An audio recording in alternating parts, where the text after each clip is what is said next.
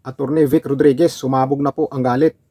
Tamba at government ni BBM at ang chairman ng Comelec, binanata na po niya mga idol. Sumabog na po ang galit ni Attorney Vic Rodriguez. Hindi, pakinggan po natin mga idol. Yung pangalan ng pinakamalakas na kalaban ni Tambaluslos, tinanggal po ng Comelec sa listahan. Dinisqualify ng hindi man lang sinasabihan o i-notify na siya ay mayroong pending issue or kaso sa Comelec. Ganyan po kabastos ang gobyerno. Wala na pong batas sa Pilipinas. Hipokrito pa rin kayo. Kaya Comelec, na ang chairman ay isa pa namang abogado, na nakasama ko rin minsan. Ipakita mo naman na paminsan-minsan ay kaya mong maging parehas. Yung kaso ni Nene, talagang, ay ganito po talaga ako sa makikipag-usap sa kanya. Kilala ko po yan yung chairman ng Comelec. Maging patas ka naman. Dapat to makabalik sa listahan si Congresswoman Nene dyan sa 1st District ng Leyte. Hindi po makatarungan na tinanggal siya ng Comelec. At hindi rin makatarungan yung ginagawa ng Comelec na hayaan ang pagpapatuloy ng pagbibigay ng ayuda kahit na po magsisimula na ang campaign period. Maraming balita ngayon na ang solusyon po ng Comelec at ng gobyerno para masigurong hindi papapel yung mga politiko sa pamimigay ng ayuda, ginagalangan daw po merong DSWD at Comelec personnel na present o naroroon tuwing payout o bigayan ng ayuda. Galing. Ito po ay isang lantarang pangbubudol din. Ano pa? Kahit lagyan mo ng DSWD Budol talaga. personnel yan, kahit hindi mo papuntahin yung mga epal na politiko during payout, Ipal. ang pupunta lang dyan ay yung kanyang mga trusted na personnel. Tama. Kagaya ng chief of staff, Yan. kagaya ng Yan. political officer na hindi naman pinagbabawal yung kanilang presensya. Galing diskarte. Ito po ay cosmetic na naman na ginagawa ng gobyerno na pagtakpan yung kanilang malaking pangbubudol na patuloy ang pamamahagi ng ayuda, yung akap, yung ang kakapal ng pitaka ng mga politikong namumudmud ng ayuda. They're trying to justify and they're trying to defend something that is so unjustifiable. Hindi po katanggap-tanggap na ipagpatuloy yung pagbibigay ng ayuda. Hindi naman po life and death situation kung hindi ibigay yung vote buying, yung bayad para sa boto ng mga leader ng mga politiko. Ibang-iba po yung 4Ps yung 4Ps. Yung 4Ps, dapat po yan tuloy-tuloy. Yung 4Ps yan po yung conditional cash transfer. Ginagalangan para magpatuloy na tumanggap ng 4Ps. Yung iyong mga anak ay dinadala mo sa hospital, sa health center, sa health service at pinapapaganahan at dapat sila ay mananatili sa eskwelahan. Yung akap, yung ang kakapal ng pitaka ng mga mambabatas na namimigay nito, wala pong conditionalities yan.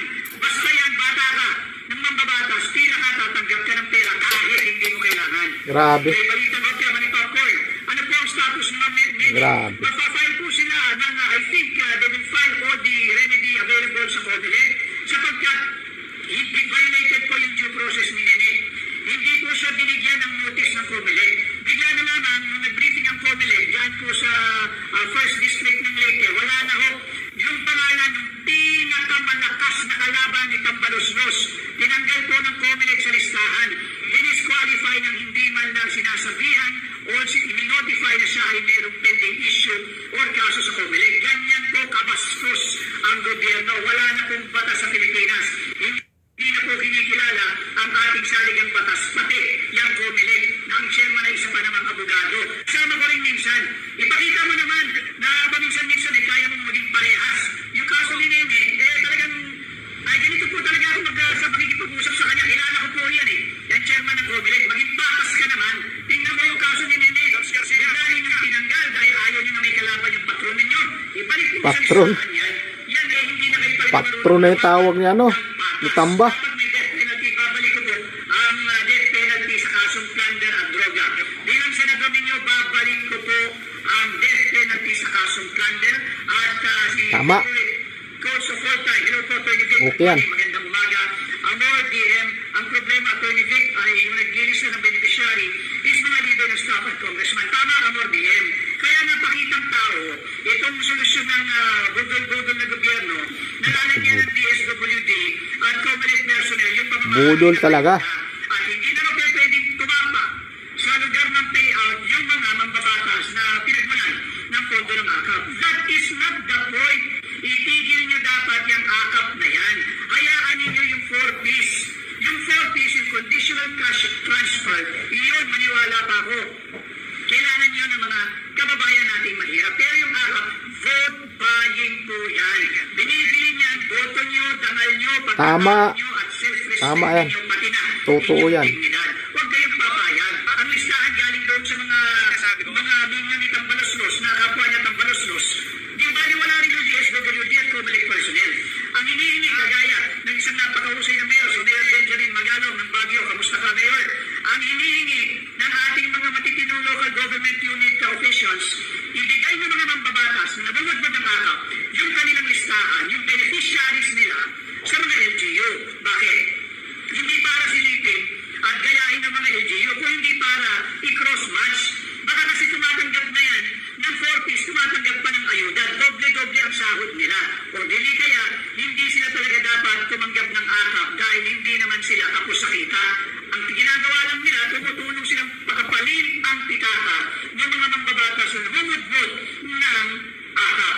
Kay Leader of the Conquer, binastos ng ating Constitution. That is why Leader of the Conquer, ang ating panawagan sa akbang na maisog is for this government and for every Filipino to help uphold respect and let us all defend our Constitution. Huwag tayong pumayag, ito'y pagsasalaula na. Yung habang kaya ko po kayo sinabihan ngayong umaga dahil nakala-kala sa napakaraming online feeds na ang DA daw po yung Department of Agriculture isusulong yung price cap na 58 pesos per kilo na ang bigas ang pinakamahal. 58 pesos per kilo. Subalit merong sagot yung sinag, yung grupo ng mga maalam o eksperto sa agrikultura. Sinasabi nila napakataas pa rin. 58, mayroon na dito sa amin, 80 pesos ang kilo eh. Ang dapat presyo niyan is around 45 to 43 pesos. Kawawa na po ang manggagawang Pilipino na kumikita lamang ng 645 pesos per day sa non-agricultural dito po sa Maynila. Mas maliit di ama yung kinikita at sinasahod na arawan ng mga nasa labas po ng Metro Manila. Ang bigas, sabi nila, 58 pesos na lang daw per kilo ang pinakamataas sisikapin ng DA. Tanong, ano na nangyari doon sa 20 pesos per kilo na bigas na ipinangako at binanggit ni Bongbong Marcos ng aming kampanya? Pero kaya sanang ibabayan, maaaring hindi agad-agad 20, pero hindi 58 pesos per kilo. Tinapias na po nila yung Pakalaki. dyan sa yung taripa dyan sa imported rice. Sa amin dito may 60 pa ang kilo, 63, 61. Ang presyo ng bigas, ang pinakamataas daw di umano 58 pesos, hindi nalalagpas dyan. Anong 58? May 60 plus dito sa amin. May 61, 62, 63. Tawag nilang sulit rice. Mga kababayan, yung mga tumatanggap, Dinadaya pang presyo. yung 36 pesos na tinatawag na sulit rice, ano po ba niya itsura ng 36 pesos per kilo ng sulit rice? Ito po ay yung 100% broken. Hindi na po kayang bumuo niyan kasi 100% broken po yan. Yan po yung panglugaw. Kung yung marunong kumain ng lugaw talaga, yung durog na durog, yung matagal mong hinahalo hanggang sa sobrang ito'y parang tubig na lamang. Yan po yung itsura ng sulit rice na the most affordable na pinambobodol ng gobyernong ito. Yung 36 pesos per kilo na sulit rice, lugaw na po yan. Hindi naman pwedeng kumain ng lugaw araw-araw sa bayan ng Pilipino. Kinakailangan po namin ng nutrisyon. Hindi po mabubuhay, tatalino, tatangkad ang mga kabataang Pilipino kung araw-araw na lang pakakainin mo ng lugaw. Ito ang masakit na katotohanan. Ngayon ho, pati kamatis hindi na rin umabili ng ating mga kababayan. Ang kamatis ho ngayon ay 310 pesos to 340 pesos per kilo. So, gano'n are the days na sinasabi na okay na, basta may mainit na kanin, isang tambong na mainit na kanin, meron ka isang pirasong kamatis, meron kang bagoong, o dili kaya ay toyo, samahan mo pa ng isang pirasong toyo, masaya na ho eh. Hindi na magre-reklamo ang Pilipino. Ngayon ho, hindi na kayang bumili ng kamatis. Ang kamatis ho ay 340 to 310 pesos more or less ang kada kilo. Ang bigas ko na may mamatch pa dyan, eh yung 36 pesos yung sulit rice daw nila. Yung pinagbibigay nilang sulit rice, lugaw po yun para po kayong nainom ng tubig na lasang kanin. Mali kasi yung naging prioridad ni Bongbong Marcos at ang kanyang administrasyon. Grabe mga idol. Kita nyo mga idol, lumabas talaga yung naramdaman ni Atty. Vic Rodriguez. Hindi na po niya mapigilan yung saluubin niya mga idol. Kaya talagang sumabog na mga idol. Binanata na ang government ni BBM at saka si Tambaloslos at saka yung COMELEC. Talagang binanata niya mga idol. Hindi na po niya matiis o masikmura yung mga pinagagawa nila. Kaya sumabog na po talaga. Tama yung ginagawa ni Atty. Vic Rodriguez para malaman ng taong bayan. Biruin mo ngayon mga idol, kilo ng kamatis, napakamahal, isang piraso, 20 pesos. 20 pesos po isang piraso mga idol. Sobra nakamahal ang bibilihin ngayon mga idol. Yung sinasabi nila na 58 ang kilo ng bigas, hindi na raw tataas. Mayroon doon sa amin mga idol, 61 ang kilo, 63 ang kilo. Mayroon pa akong nakita doon, 80 pesos ang kilo. Hindi ko alam anong klaseng bigas yun.